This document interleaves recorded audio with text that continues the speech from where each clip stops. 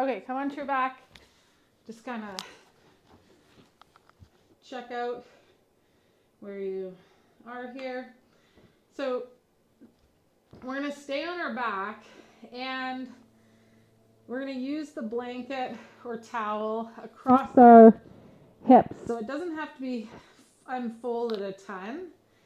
Again, just like we did with the forward fold, I'm going to take my arms, reach them down towards the feet, and press down through the blanket as I lift the hips up and lower back down. So just a different way to connect the upper and lower body. Often when we lift the hips and bridge, we're not really doing anything with the arms, and so this can give us a little bit different feedback. We could also take that blanket, lengthen it out even more so that I can press the arms into the blanket and on the floor, create that resistance into the hips, and then the arms start to come up, but it's like my arms are trying to go down to the floor as my hips pitch up towards the ceiling.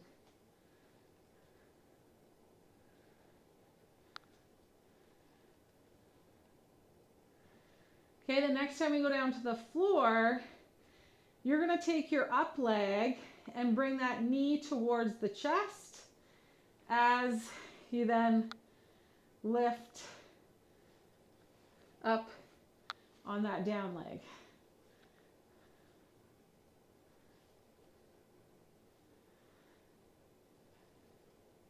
So if you're feeling your low back, rather than back of the legs, butt stuff, stay with both feet. Okay, the next time you come and lower down, pause there. This time we're going to keep the up leg on the ground. As we lift up though, we're going to thread the down leg underneath that up leg. And then back and down. So lift, thread the down leg underneath that up leg, lower down, unthread. Up.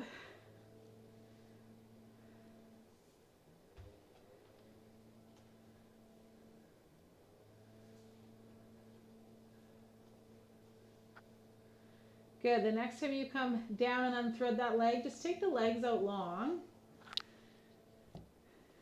You can keep the blanket where it is, the arms at the side. Just take a moment and check in here.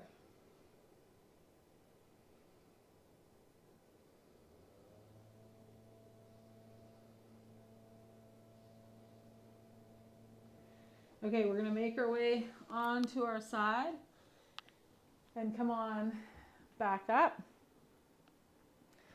So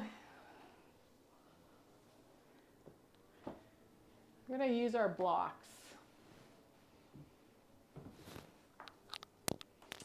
And actually we're going to use the blanket too. So get a fold in the blanket that gives you a bit of an edge.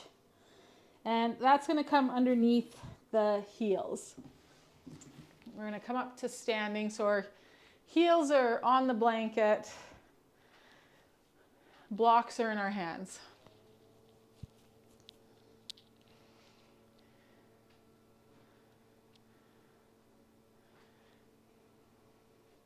And we can hold the blocks on the skinny end or the thick edge, okay? What we're gonna do is take the feet a little wider, let the toes turn out, the balls of the feet be a little turned out, and we're gonna lower down, drop ourselves down into Malasana. So as we lower down, we're gonna press those blocks up. They don't need to be flat to the ceiling. You can see that in this overhead position, my fingers are higher than the heel of my wrist. And then I'm going to lower the bricks to my shoulders and come back up to standing.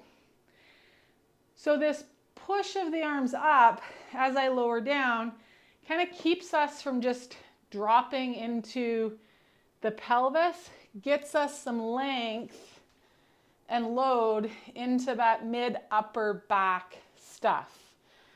Okay, so let's go a few more times. Play with where those arms are. You might need to reach out kind of on a diagonal more. You might need your fingers higher than the heel of the hand, or your fingers turning in. And then come back up. For you to get into your shoulder stuff. Okay, so watch that you're not trying to force yourself into a position. Just kind of get curious. Where does your Yoga go with that reach? That you keep this sense of length and work in the armpits and upper mid back. Okay? One more.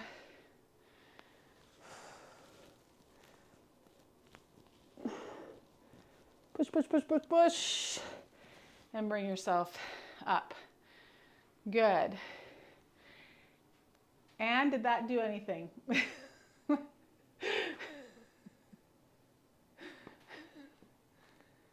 No? Okay. Okay, just checking. Okay, we're going to set the blocks.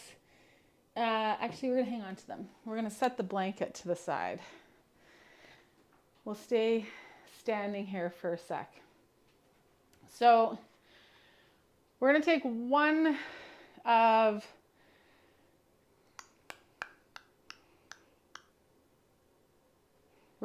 our blocks. We'll set one down. We'll hang on to one. If the block isn't long enough, use a water bottle or something for this, something that gets you more length. Okay, hairspray bottle. So with our block, what we're going to do is reach it from the top over behind us, and then our other hand's going to come up and catch the edge of it. So from here, we're going to work at pulling the block apart. So just gently tractioning that block behind. Use that feedback of the block behind to move that upper mid-back rib cage back in space. So rather than being here and letting this happen, think of shifting yourself back of the skull, back of the rib cage, back of the pelvis, back in space. Good, and we're going to let that go. Switch the block to the other hand. Same thing, it's going to reach up, come down. We're going to come up and catch it.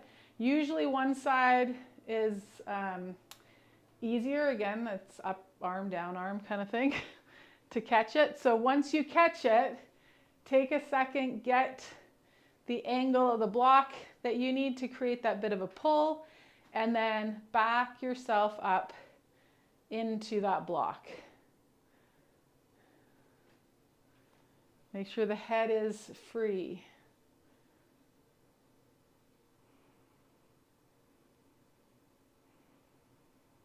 Try turning your head towards one shoulder, so away from that lifted arm for a couple of breaths. And then try turning it towards, yes, Margaret? Could you be more specific about how this feeling of moving the back into the block? It's like I'm moving the block into the back, but I'm moving my breastbone back towards the block. I'm moving the occiput or the back of the head back towards the block. Does that help? Yeah. Good. Okay, let that go. You might have started to get your hand falling asleep in that position. So we like kinked up the brachial plexus. Okay.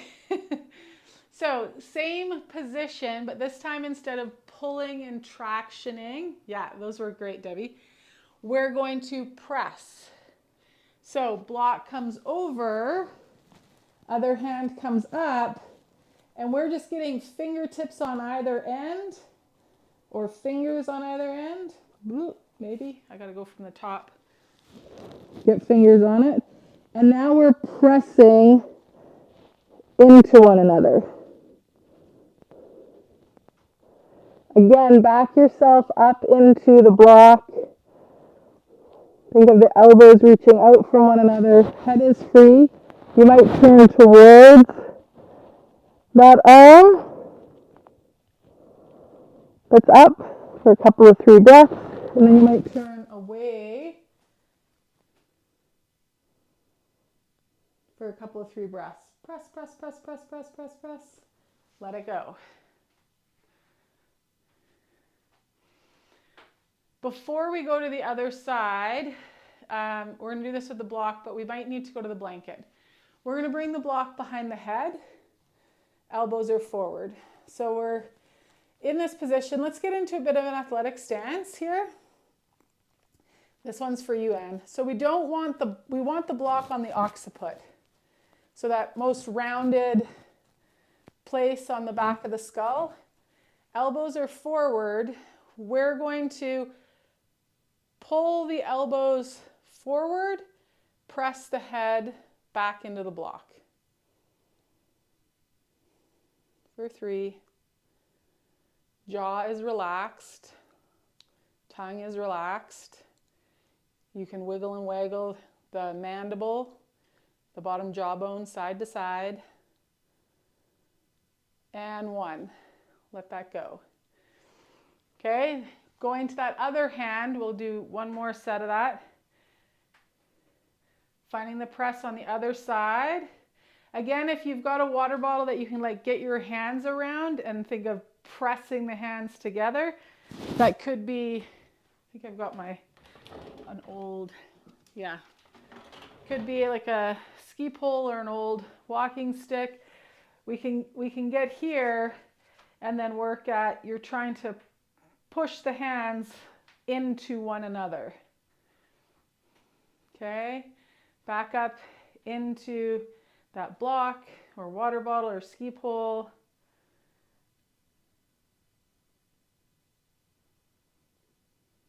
For 4, 3, 2, and 1. Let that go. This time, instead of the brick, let's use the blanket, and it's going to come back of the head. We're holding it with the hands. Find where the occiput is. And there's a bit of a upward angle of the hands. So my hands aren't right here because you feel if my hands are in line with my eyes, it's a different kind of pull action than if they're kind of angled up slightly. Again, head is going to draw back into the blanket. Elbows, hands are trying to reach forward. For 4, 3, 2, and 1. We're going to let that go. Okay? We're going to do that one more time with the blanket, but this time once we get that traction, we're going to add spin of a turn of the head, a yaw of the head. Okay? We could do this with a yoga strap as well. Know that you could also make your towel longer. Get where it feels like you can get the grip that feels best and kind of the angle of traction that works the best. Yeah, Margaret, a yoga strap works great too. You'll create that reach, push, and then you're going to yaw the head. I got to take my glasses off to do that, or I'm going to run into them.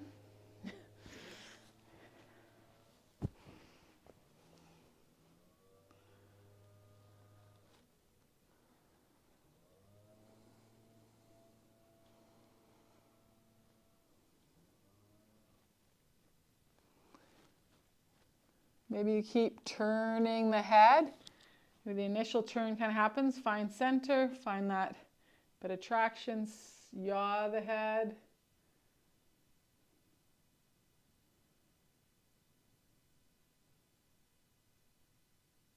Good. Let it go. Just rest that blanket on the shoulders. Stand. Notice what you notice.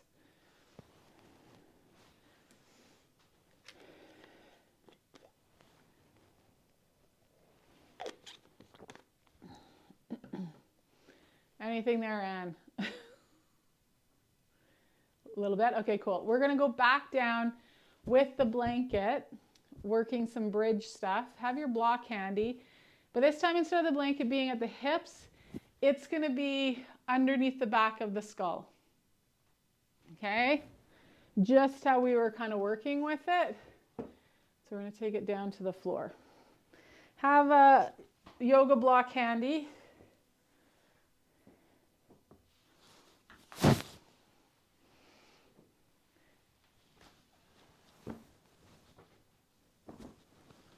So take a second, just like we did in standing, and you're going to find that like hammock here for the occiput of the head with a reach of the arms. Now, the elbows, might be more bent than mine. Yours might be more straight than mine. Okay? And what we're going to do is when we lift the hips, I want you to really push, pull with the blanket, and the head is going to resist that. And then you're going to lower down. And we're just going to lift and lower a few times with this blanket into head, head into blanket.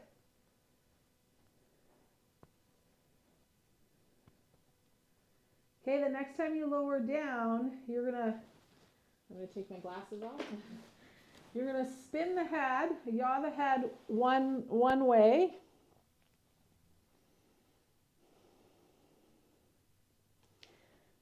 Okay, that direction we turn the head. If that's your down leg, it's going to stay in the ground and push, and the up leg's going to lift up. If it's your up leg, we'll do like we did before, where we push and lift with the up leg, and the down leg threads underneath. So do a couple on whatever up or down leg your head is spun to.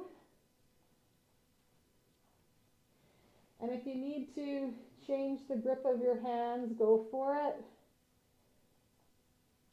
Okay, and then switch the turn of your head. Configure the legs the way you need to. And if you're not sure, just do the variation in terms of up and down leg that feels good to you. Okay, the next time you lower down, let go of that blanket. Lengthen those arms out. Just take a rest here.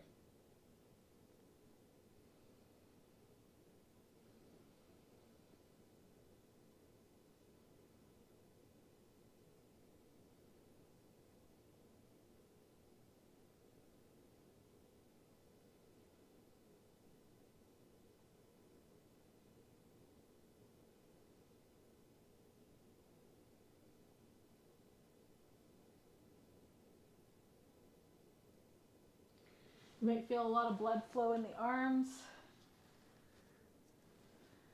down to the hands.